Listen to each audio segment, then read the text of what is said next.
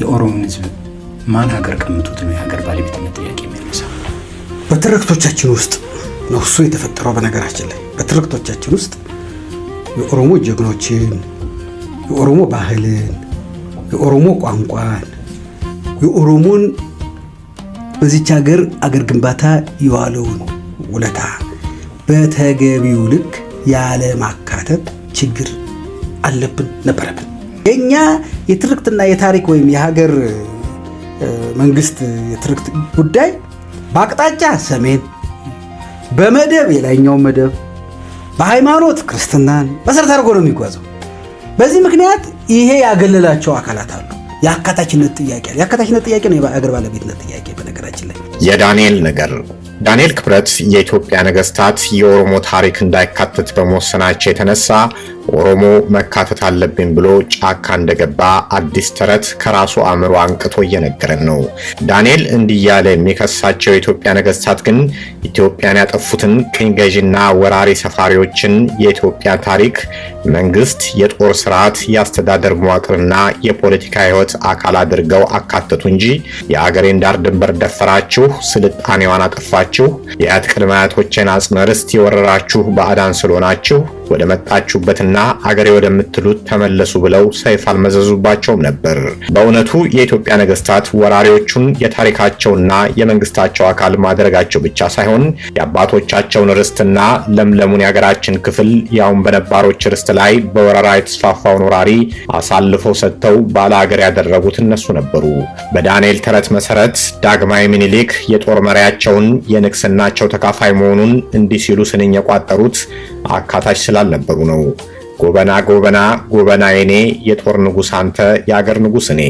እንዲህ አይነት ወራሪዎችን የጦር ንጉስ የሚያደርግ አካታች በኢትዮጵያ ነገስታትና እንደ አገርም በኢትዮጵያ ውስጥ ብቻ እንጂ በዓለም የትም የለም። ከዚህ በላይ አካታች እግር እስኪላጥ እስከ ምድር ጫፍ ቢሄዱ ይገኛልን?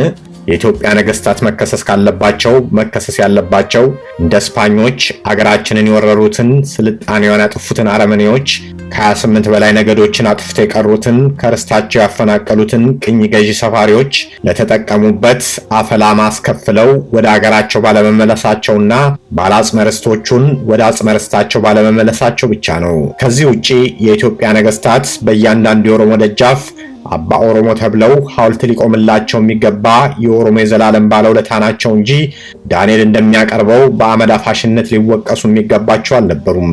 ዳንኤል በጽሁፍም ይሁን በንግግር እንዲህ አይነት ተረቶችን እየደጋገመ ማቅረብ የጀመረው ኦነጋዊው አረመኔው አገዛዝ ወደ ስልጣን ከመጣ በኋላና ዳንኤል የአረመኔው አብይ አህመድ የእልፍኝ አስከልካይ መሆኑን ተከትሎ ነው። ዳንኤል ይህን ማድረጉ የፖለቲካውን ለውጥ አይቶ አስተላለፉን ማስተካከሉ ነው። ለዚህ የታሪክ ምሁራን ሂስትሪ ኢዝ ኤ ፕሮጀክሽን ኦፍ ከረንት ፖለቲካል ኢንተረስት ኢንቱ ዘ ፓስት የሚሉት። ዳንኤል ክብረት የሚጽፈውና የሚያቀረሸው ሐቀኛ ታሪክ ቢሆን ኖሮ ችግር አልነበረበትም። ነገር ግን ዳንኤል ይህን ሁሉ የሚያደርገው የኢትዮጵያን ታሪክ መተያያና የእጅ መንሻ አድርጎ ሹመት ሽልማት ለማግኘት ሲል ነው። ይህ ህሊና ቢስ ወዳደር ሆዱን የሚሞሉለትን አረመኔዎች ለማስደሰት ወደፊትም ማንነቱን ሃይማኖቱንና ጾታውን መቀየርን ጨምሮ የማይሄድበት ርቀት፣ የማይፈነቅለው ድንጋይ፣ የማይቆፍረው ጉድጓድ አይኖርም። ሆኖም ግን ለዚህ ሁሉ ተግባሩ ይዘገይ ይሆናል እንጂ የእጁን ማግኘቱ አይቀርም። አቻም የለ ታምሩ።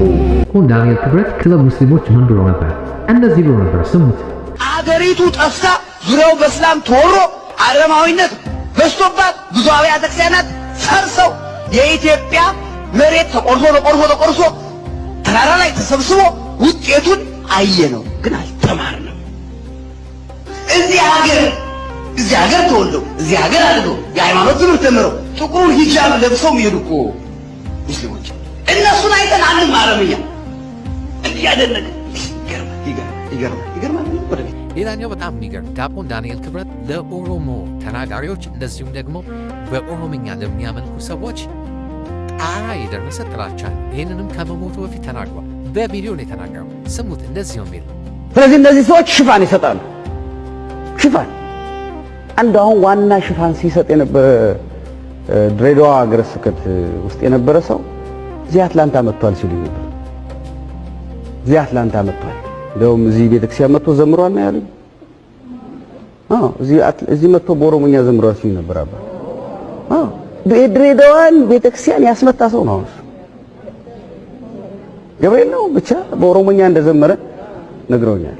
እንዴት መጥቶ እዚህ እንደዘመረ መድኃኒዓለም ነው የሚያውቀው። መቼም ምን የማያውቁት ሀገር ሂዶ አንጥፍልኝ አለ የሚባለው ተረት ሁሉ